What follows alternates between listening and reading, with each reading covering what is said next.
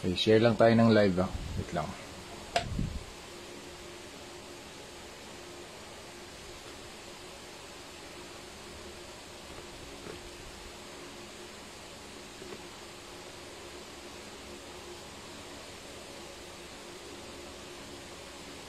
Hi. Hi Sir Jemedel, how are you? Eto sir, sabay na natin dito. Sakto. Sakto sir, oh. Green Knight. Bali, 4 yung gagawin kong Green Knight kapag natanggap ko na yung sayo bukas, sir. Thank you. And X-deal tayo dyan. Kailangan ko rin kasi, sir, ng Green Knight, eh. Sir, pa-share na lang din ng live natin. Pa-share din ako.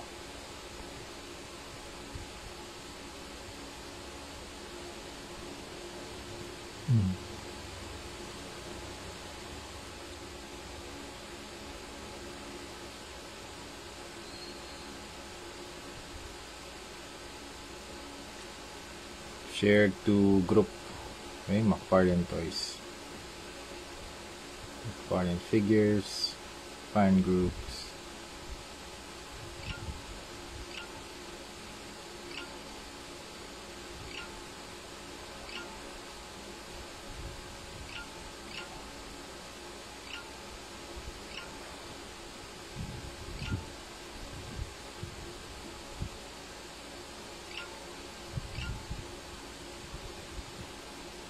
Share lang tayo mga mams. Wait lang.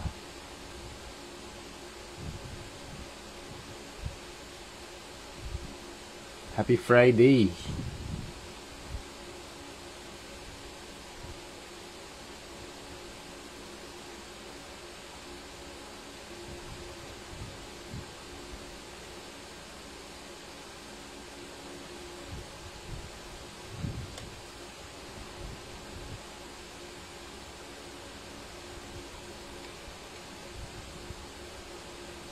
Ayan, daming groups. Okay, game.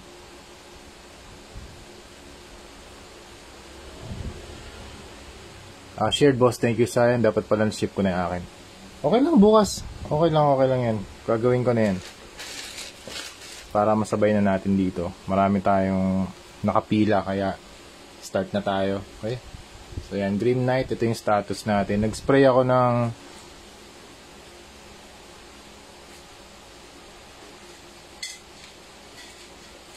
okay, ito yung gamit kong primer, Bosney number 4 flat black. Yan, Bosney flat black primer. Okay naman yung audio tsaka video, sirs. Okay naman yung audio. Naiintindihan ba? Sir Quiz Patrick, good evening sir. Magandang gabi, bossing. Good evening sir. Thank you for watching. Jemedel, thank you for sharing. Thank you for watching din. And sa mga nandito ngayon na mag-customize tayo ng Grim Knight, Batman Grim Knight. Salamat nga pala, shout out to Quiz Patrick, sa kanya ko nabili yung mga Wolverine natin, Wolverine and Deadpool 12 inches sa Marvel Legends. And if you want to buy some Marvel Legends Hot Toys na Hono Wolverine exclusive, alam ko meron siya. And then shout out also to Just a Poptograph, yan kay Sir Justin Duerme. Sa kanya ko nakuha yung isang Grim Knight. And shoutout din to Jemedel. Magpapadala din siya ng Grim Knight for customization. Yan. Meron kaming X-deal. So yung X-deal niya, bibigyan na pa ako ng isang Grim Knight for customization din. So yun na yung personal copy ko. Kasi wala akong personal copy ngayon ng Grim Knight. So lahat to for... Ay, actually ito isa sa akin to. Pero kung merong magkagusto, bibigay ko rin. Bibenta pa rin natin. And so, ang gagawin natin dito, yung color combination or color palette na ginawa ko dati. Kaya yung reference ko dito, yung mga pictures ko din na kinuhanan ko a few months ago. Hindi ko alam kung years na yun eh. Pero, I think years na rin lumipas. Okay, so ang gagawin natin dito, yung mga steps na ginawa ko. So, from the stock, tapos ito pala, before we go to the steps, ito pala yung mga weapons niya. Weapon pack. Sobrang dami na. Nag-apply na ako ng dry brushing dito. Ayan. Nag-apply na ako. So, ito yung nasa likod. Ito yung weapon niya sa likod. Ayan, naka-silver dry brushing na din yan. Tapos na tayo dyan. Mag-apply na lang tayo ng detailing. Yung detailing natin, medyo matagal kasi gagawin natin 3 kulay eh. Leather brown, para sa mga pouches So, base coat, leather brown ito. Tapos, earth tan. And then, yung pinaka-highlights natin sa pouch, it can be this, basic skin tone. So, yan yung 3. Tapos, yung steps, paano tayo nakarating dito. Ito nga pala yung ulo niya. Yan, ganyan. Yan yung ulo niya. So, nag-primer muna ako gumamit ako ng primer na flat black. Tapos, gumamit din ako ng, steel for dry brushing sa lahat ng parts ng action figure. Steel. And then, after the dry brushing, let it cure. After that, primer gray. Ito yung ginamit ko for the suit. Para magkaroon ng cool tone gray. Yan. Shoutout again to Hero Paints for sponsoring yung mga projects natin. Hero Paints, thank you very much for sending a lot of paints for customization. Grabe, sobrang thank you talaga. Thank you for sponsoring me sa mga projects natin. So after that, yung suit, detailing na tayo ng mga pouches. So ito yung mga pouches natin, naka-base coat na siya ng color brown. Ang ginamit ko dyan, leather brown. Para magmukha talaga siyang leather. And then magda-dry brush tayo using earth tan. And then dry brush din using basic skin tone. So yun yung gagawin natin para maka-move on tayo sa mga projects natin. Okay, so that's it. Asan na yung pang dry brush natin? Ito yung mga brushes na ginagamit ko. Ito yung brushes ko for the dry brushing. Favorite ko to, kaya sinisave ko talaga to eh. Yan. Meron akong mga worn out brush na talaga. Worn out brush, hindi na siya super bago. Yan. Talagang nililinis ko pa rin kahit na talagang may mga paint na siya dun sa ilalim. Dito sa part na to. Yan. Tapos para sa akin best siya for dry brushing. Kasi pag dry brush, yung brush mo talaga masisira dahil dun sa mga texture eh. Yan. So, ang gagamitin natin for the next step, hanap lang ako ng brush wait lang, ito, pwede siguro to. Dry brushing naman tayo dito eh. Yan. Kahit yung mga nakabuka, okay lang, ayan Yan, comment lang kayo, kasi sasagutin ko naman yung mga questions nyo. Pwede to, ask me anything tayo dito. Ask me anything, okay?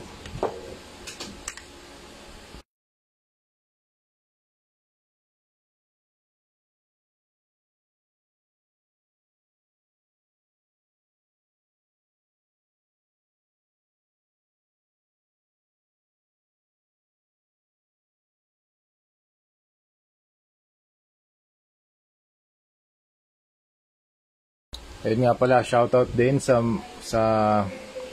nag-share ng aking papakita ko lang din sa inyo ito. Yung video natin about ayan, thank you din Savior Cool. Sponsor din tayo ng mga portable fans nila. Ito. Sobrang powerful nito mga mamsir. Tsaka meron tong power bank built-in. Ang lakas na ito.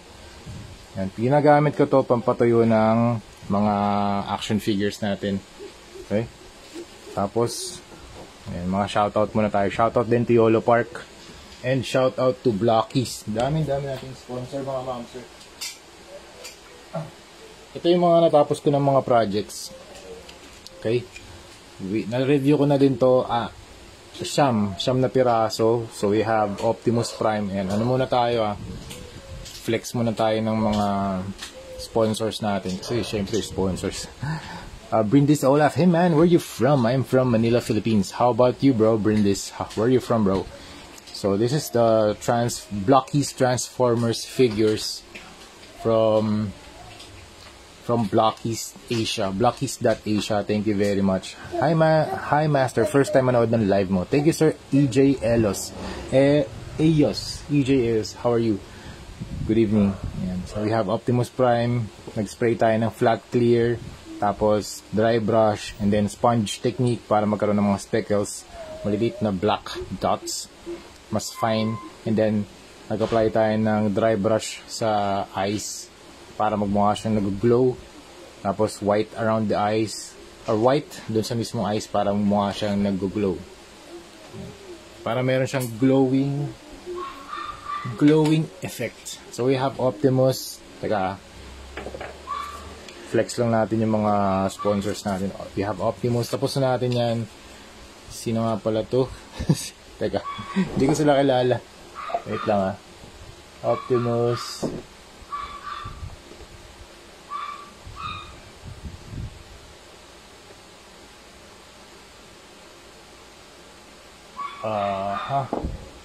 Blue Streak. This is Blue Streak. Ayan. Ayan. Blue Streak. Ayusin na natin yung camera. Ayan. Blue Streak. Nakikita nyo ba? Okay naman. Ayan. Zoom in konti. Ayan. Blue Streak. Ganun din yung proseso. Flat, clear. Ang ganda nito kasi yung articulation niya. Ayan. Meron pa mga base na from Blockies. Teka. Tambay muna ako dito para matuto ng marami. Thank you, sir. Maya-maya siguro mag-out muna rin ako kasi kakain muna ako. Tapos resume tayo ng live. Ayan. Okay. Ang ganda nito kasi sobrang articulated ng figures na to from Blockies. So if you want to buy, meron silang Blockies na Shopee page. Ayan. Super angas. Grabe, angas nito. Ayan sobrang angas ng mga posing. So, pwede nyo ilagay. Sa mga nag-save ng mga space, pwede to. 4 inches lang to mga ma'am sir. Pwede nyo pa i-twist. Ayan. Pwede pa kayong gumawa ng mga iba't ibang iconic na mga poses. Ayan. There you have it. Sobrang angas ng Optimus Prime na figure from Blockies. Ayan, Blockies. And also, shoutout din to YOLO Park. Meron tayong mga YOLO Park reviews incoming. Meron tayong Nemesis Prime. Naka-display na siya ngayon sa Green Hills. Sa Mother Base. Mother Base sa Green Hills. Makikita nyo doon yung Optimus Prime na YOLO Park na kinostomize ko. Kita Master, thank you. Thank you very much. And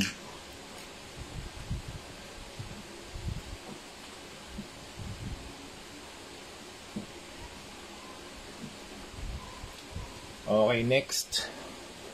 Ito naman, si Blue Streak. Yan, meron tayong Blue Streak.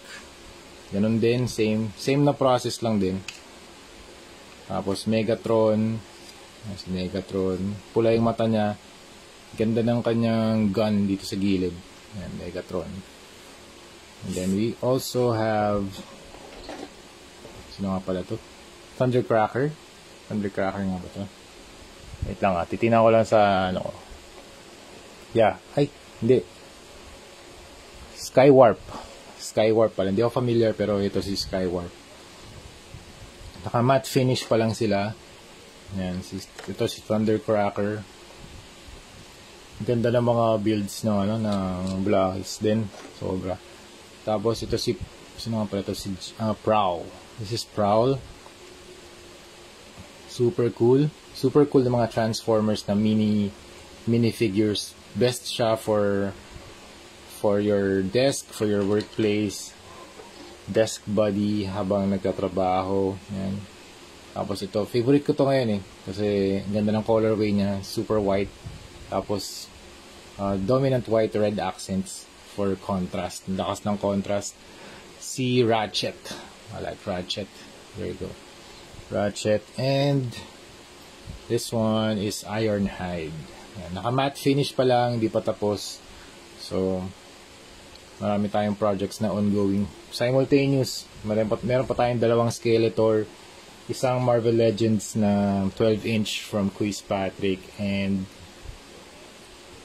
dalawang Skeletor from Masters of the Universe. Yan. Masters of the Universe na toy line. Ano pa ba? So yun yung mga progress natin. Yun yung mga work in progress natin. Tinatabi ko lang So I think magbe-break muna ako. Hindi na tayo nakakapag-customize ng Grim Knight. Maya siguro kailangan ko lang kumain, mag-reload ng energy bago tayo mag-paint ulit. Flex ko lang muna yung mga sponsors natin. Pero, babalik ako para makapag-paint ng live. Okay? Babalikan ko kayo dito. Pero for now, hanggat di pa dumarating yung delivery, yan, na kasi, out for delivery na eh. Sige, dito muna tayo. Mabilis lang kasi yun eh, pag dineliver na. Okay, tara, paint. Actually dito, pwede na tayo mag-start dito eh. Sige, dito muna, leather brown.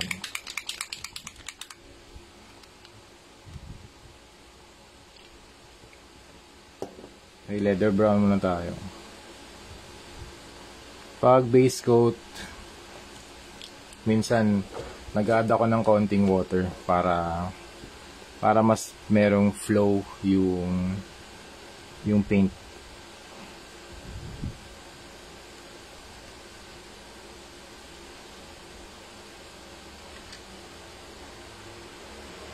Okay. Don't worry about the details. Kahit matabunan niyo yung mga iba't ibang mga paints or kaya kung lumampas kayo, okay lang, walang problema yan.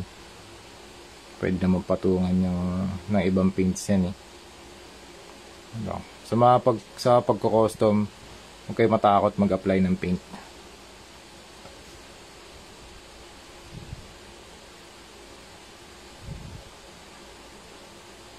Kakain lang ako after nito. At least natutuyo na, di ba? Para efficient tayo. Marami tayong in-sprayan na toys for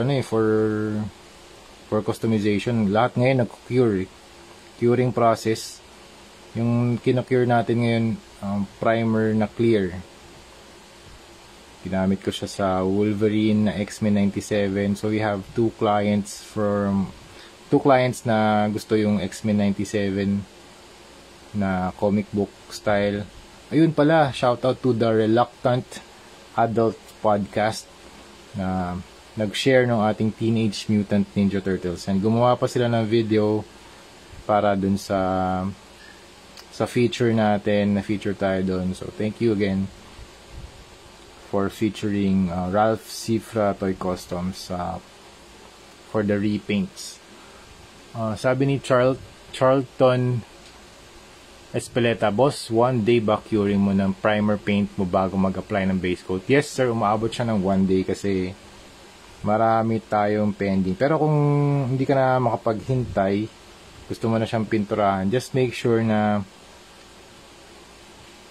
yun nga, cured siya. Kahit siguro mga 5 to 6 hours cured na yan eh. Kailangan ko lang, kunwari, depende pa rin yun sa proseso mo sir eh.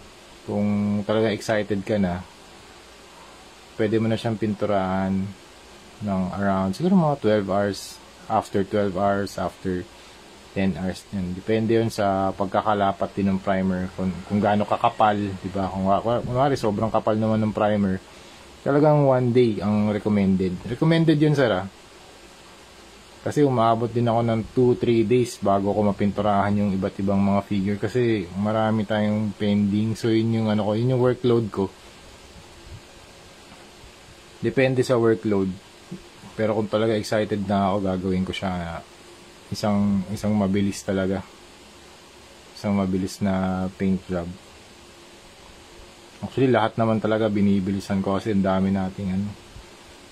nating workload mga ma'am sir. Thank you very much clients from people all over the world na nagugustuhan yung mga gawa natin and umu-order sila, nanonood sila. Thank you din sa mga supporters ngayon, yung mga nanonood ng live stream ngayon. Thank you very much.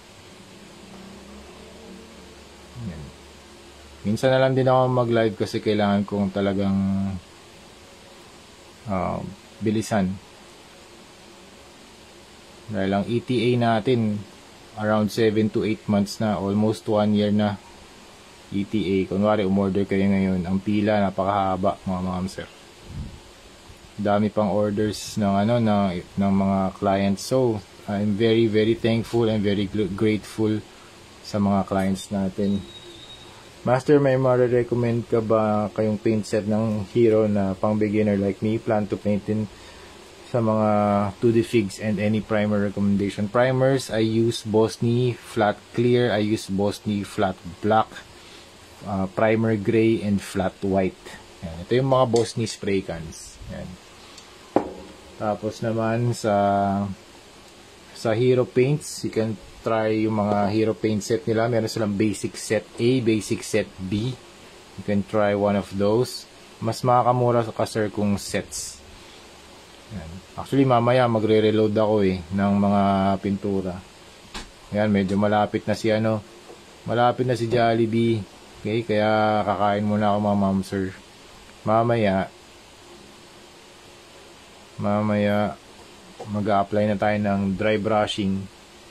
Boss Rain, pag weathering kailangan pa ba ng primer sa figure? Yes sir, recommended siya para kumapit lahat ng pintura. Para mas protected din yung paint. Meron siyang kakapitan na surface kasi yung mga toys meron siyang meron siyang mga factory finish. So kailangan mawala yung factory finish na yun.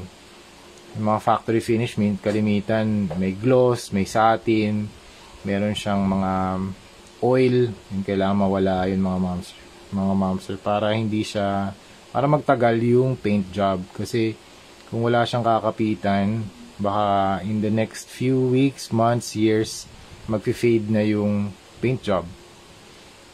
So, ganun. So, papunta na, malapit na kasi yung ating Jollibee. Kaya, kakain lang ako, magre-reload ako, I need to eat. Sabi ni EJ, baka may promo code ka sa Hero. wala, sir. Discounted na yun pag set. Charlton, pag may primer base top coat ka boss, ilang coating yan? Usually yung ginagamit ko, 2 coats ng primer, ang base coat. Yan, depende sa'yo kung ano yung paint na i-apply mo, kung anong technique. Usually sa mga base coat na ganito, 2 layer ina-apply ko. And ilang coating, top coat, 1 coat lang. Yan, depende. Kung gusto mo 2, 3, 4, 5, pwede yun sir. Maninipis lang na coats para hindi sobrang kapal, hindi mahirap patuyuin. Yan. After nun, pwede mo na ulit lagyan ng second coat.